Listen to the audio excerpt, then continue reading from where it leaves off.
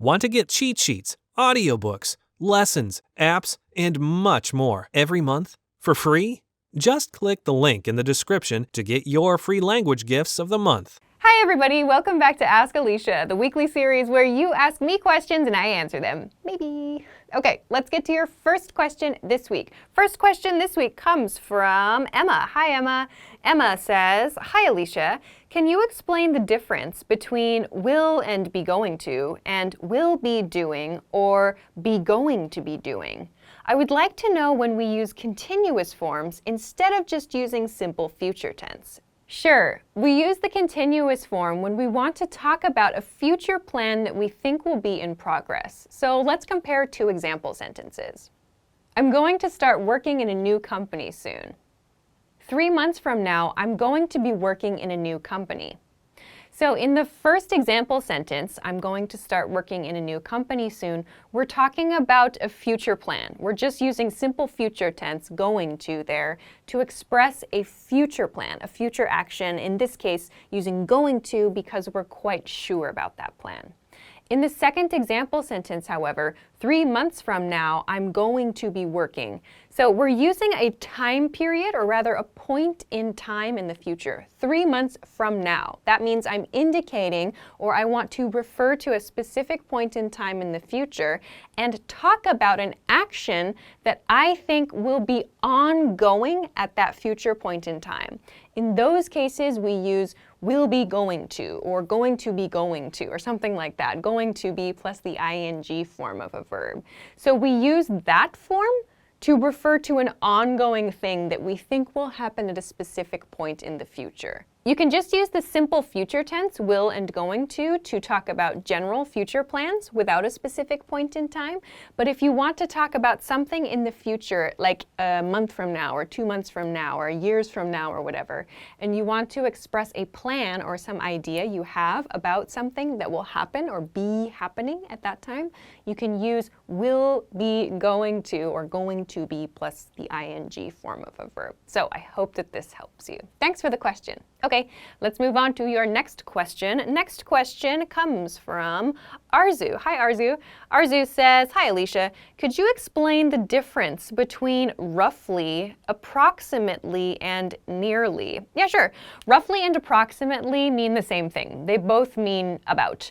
The difference between these two words is that approximately sounds more formal than roughly. So you would see approximately used in very formal writing, in like scientific papers, in situations where you need to express data. You might hear roughly in everyday conversation used in place of about. So there's no meaning difference here, it's just a formality difference. Some examples. Roughly 50 people attended the event. Approximately 100 people responded to our survey.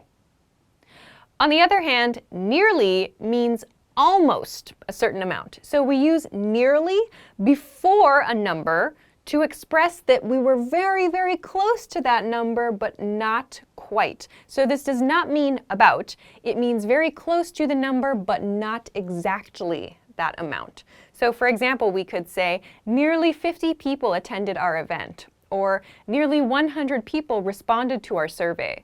So that means not quite 50 people attended, or not quite 100 people responded, but it was very, very close.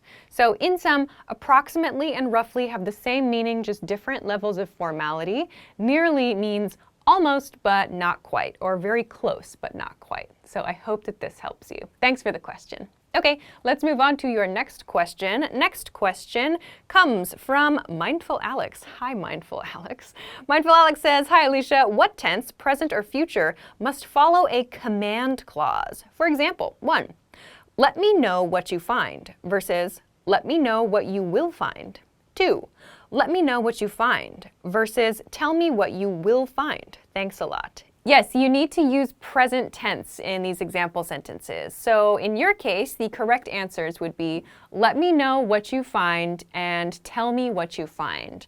The same thing is true if you change the subject. So for example, if you're requesting an update from a third person, meaning from someone outside the conversation, you can say, let me know what he finds, or tell me what she finds.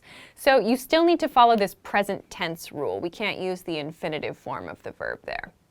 So these are examples of what are called embedded questions. They are questions that are like inside another question, or they're questions that are inside of a statement. So like, tell me what you find. You can see that what you find is kind of like a question, but it follows a different word order.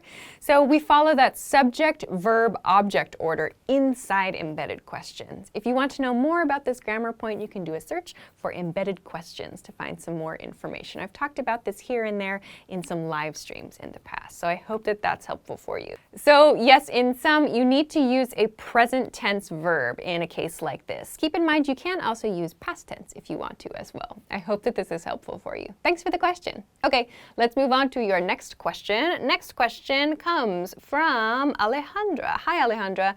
Alejandra says, how do I know when to reduce I have to I've and when not to? Is there any rule? Yes.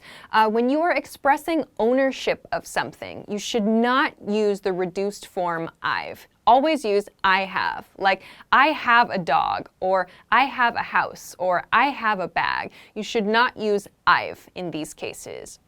You should, however, use I've and other reduced forms when you're using perfect tense sentence structures. So, for example, I've been to France, or I've never eaten horse. So when you're using that I have plus past participle verb form, you can reduce the I have part to I've. If you are talking about ownership of something, you cannot reduce the I have to I've. So yes, that is the rule in this case for reduction. You may also hear the I have in I have got to reduced to I've, as in I've got to do something, something, something, but this might be a little bit more common in British English. Generally though, you can consider those first two rules I mentioned, I have for ownership and I've for perfect tense structure. So I hope that this helps you. Thanks for the question. Okay, let's move on to your next question. Next question comes from Reynaldi. Hi, Reynaldi. Reynaldi says, hi, I'm from Indonesia. Sometimes someone says opportunity and I'm confused about whether I should respond with opportunity or chance. What's the difference between those words and when is the right time to say them? Thanks. Okay, opportunity tends to sound more formal than chance. We tend to use opportunity in cases where we have received an offer, some like special offer, like a job offer, a school offer, or maybe an offer of money. We are presented with some kind of like professional or formal situation. Chance, however, is used to refer to situations that arise because of luck. So something that happened because of luck. We're not really offered anything, but it's like the timing is just right for a situation, and we have this chance, we have this option to take advantage of that situation. So to take advantage of something means that we can try to do something that would be to our benefit in that situation. So opportunity sounds more formal. It's like something is presented to you, like a job, as I said. Chance is more like for games, perhaps, or just something that happens at random and that you maybe can take advantage of. You can maybe find some benefits in. So let's take a look at some example sentences. I have two great job opportunities to consider. Thanks very much for this opportunity. My flight was delayed, so I had a chance to check out the airport lounge. I haven't had a chance to read that book. So I hope that this helps you understand the differences between opportunity and chance. Thanks for the question. Okay, that is everything that I have for this week. Thank you, as always, for sending your great questions. Remember, you can send them to me at EnglishClass101.com/ask-Alisha.